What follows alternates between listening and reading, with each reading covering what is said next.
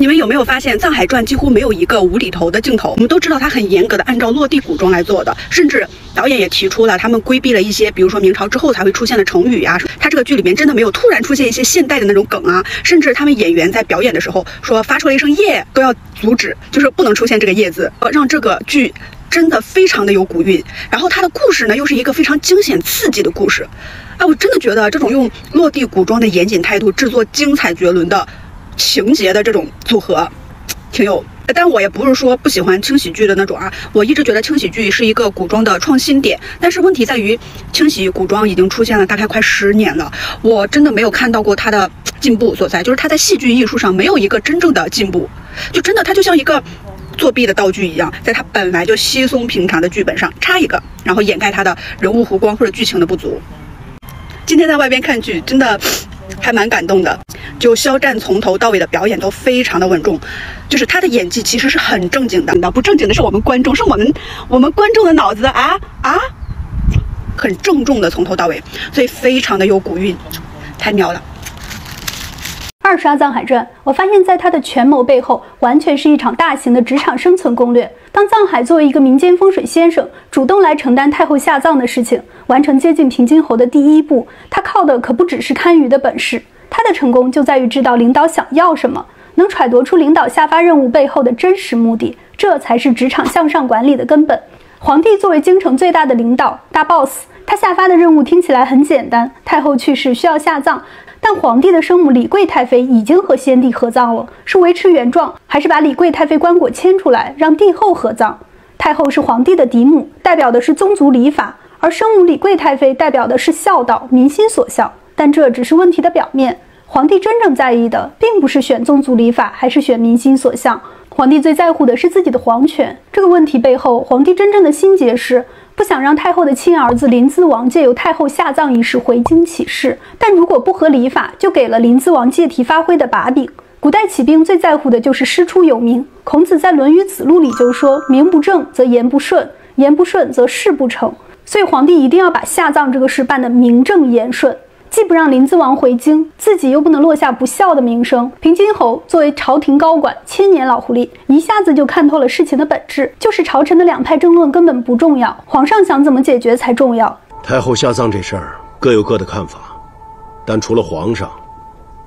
别人的看法都不重要。所以他要做的是帮皇帝找个冠冕堂皇的由头，合理合法的把这件事办了。这就像在职场，为什么很多时候会觉得领导布置的任务不清楚？比如领导来问我意见，我明明认真给了意见，领导怎么还是不满意？举个例子，比如我们公司要办活动，领导问我是请 A 嘉宾还是请 B 嘉宾呢？ A 名气不大，但是是领导的校友，B 很有名气，对活动宣传效果更好，但费用高又和领导不熟。这时候领导不是来真的问我意见的，他显然想请 A 借活动的机会维护自己的人脉，但他不会把这个意思说出来，而是希望这句话从我的嘴里说出来，并且给出一个能说服更多同事的理由，比如 A 在圈子内更有影响力啊，或者 A 更能和我们建立长期的合作关系啊，等等等等。这样我们再看平津侯找风水先生这件事，重点也根本不在于风水先生的水平本事，而是一方面平津侯要做出一副样子，让领导觉得自己在努力办事儿，另一方面也是要让风水先生给出一套听起来冠冕堂皇的说辞，阻止临淄王回京，又可以堵住百姓觉得皇帝不孝的悠悠之口。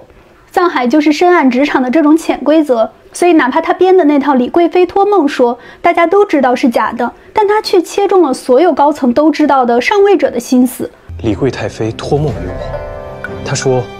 先帝与太后之情感动天地，她愿意成全先帝与太后的合葬之愿。李贵太妃主动要移出来，就不会让皇帝落个不孝的名声。他又从堪舆术的角度提出让皇室子孙在边疆守灵，自然解决了皇帝怕造反的心头大患。需在大雍疆土的东西南北中5个方位常燃明灯，再由皇室子孙守灯7夕49日。贵太妃的意思是，藩王们就不必回京了？是不能回京，特别是镇守东方的临淄王，东方青龙位，凡帝后驾崩，青龙位必定不稳，所以更需要临淄王亲自镇守。当然，这里也配合了藏海非常精湛的表演。我们看他在初次见楚怀明的时候，明明已经了解过他的底细，但他做出了平民百姓见到高官时拘谨紧张的样子。他抱拳的姿态和后面当官后的舒展非常不同，身体是收缩的，假装害怕，还不时地抹下汗。跟侯爷说话的时候也不敢抬头看他。当平津侯决定叫孙公公进来的时候，就说明平津侯已经看中了藏海能解决这件事儿。前面孙公公都不正眼看他，但当他提出托梦说的时候，孙公公才扭头看向他。领导盯着你看的时候，说明说到了他的心坎上。而且藏海在几大高层面前故意不鞠躬，明明是靠自己的本事从墓道走出来的，却把功劳归结到了李贵太妃的身上，说是李贵太妃庇护自己，就等于给了皇上面子，自然就让孙公公更高兴。草民方才在墓道中遭遇机关，险象环生，若非李贵太妃庇佑，我又怎么可以毫发无损地走出来？大胆，让他说。在说到让皇室子孙在边疆守灯的时候，他还特意强调了临淄王所在的东方位很重要，所以明面上大家都没说皇帝的心结，藏海却把意思点得很明白了，几位高层就很满意。所以藏海初入职场的成功，靠的就不只是专业技术，主要还是揣度上意的成功。在古代官场这样一个人治的地方，大领导的一句话就能决定你的升迁贬谪。那面对上级，最重要的就是看形势，识人心。今天我们先聊到这里，我是花花，陪你一起二刷《藏海传》，我们下期见。当我用易经的方式打开《藏海传》，我发现一个小小的榫卯机关里就藏着最深刻的人生哲学，藏着破解职场困局的易学智慧。藏海全家被灭门后，被送到了星斗师傅那里学习堪舆和纵横之术。星斗师傅刚给他整了容，又痛又饿的时候，他就被丢进了一个榫卯机关里。破解机关的秘密就在一首诗里，就是易学大家何孟贵的《赠乙训斋艺术》。他按这首诗的文字一一转动机关就出来了。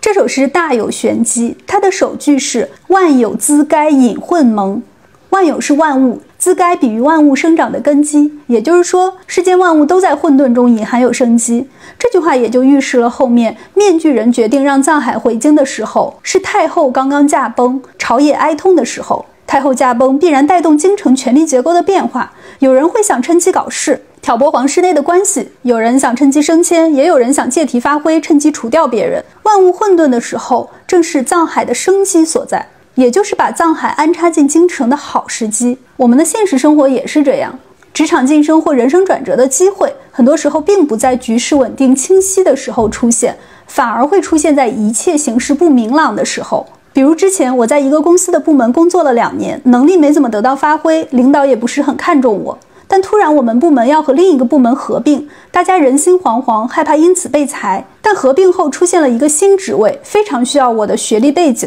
大领导也很欣赏我的能力。在新职位上2年，我就连升了2级，奖金翻了1倍。对我来说，这就是万有资该隐混蒙的机会。这首诗的另一个重点是尾句，只今风起从何入，得知风来是巽翁。巽是易经8卦中的巽卦，巽为风，卦象是一个阴爻居于2个阳爻之下。它有2层意思，一是象征藏海的复仇方式，是像这个阴爻一样悄悄潜伏在平津侯身边，接近京城的权力核心。2是预示藏海的复仇主要通过借力打力，他没有武功，仇人平津侯又是武将出身，无法通过武力复仇。就算是除掉平津侯身边的3大幕僚，也不是靠他初入侯府的新人身份能做到的。他能做的只有利用平津侯的多疑，利用幕僚之间彼此的嫉妒和互相倾轧之心，渔翁得利，也就是借用风的力量。就像古人说的好风凭借力，送我上青云，这个巽卦里藏的智慧就更多了。我们现实生活也许不像电视剧这么抓马，没有什么潜伏和复仇的大戏剧冲突，但初入职场，先不要急着出风头站队表现自己，而是像这个阴爻一样，先在底层默默观察形势，看看哪个同事比较友好，哪个同事可能会坑自己，要保持距离。团队发展方向是什么？领导又欣赏什么能力？只有看清周围的形势，才能在风来的时候，也就是有机会的时候，好风凭借力，事半功倍。星斗师傅提点完藏海这首诗，还补充了一句，是风起于清平之末，君子要谋时而动，顺势而为。要复仇就要学会风的变化莫测。所以易经蕴含的各种堪舆术都只是藏海复仇的手段，决定他成败的并不是这些术，而在于易经的根本思想，也就是这首诗的中间句，直家不须谈管路，太玄修复问杨雄。意思是真正的道不在于具体的占卜之术，而在于对于易经根本原理的把握。这个根本原理就是万事万物都在变化之中，应时应运而动，并没有一个绝对制胜的方法。就像藏海在后来的每个局中，并无法像大男主爽剧一样一次算中敌人的所有手段招数，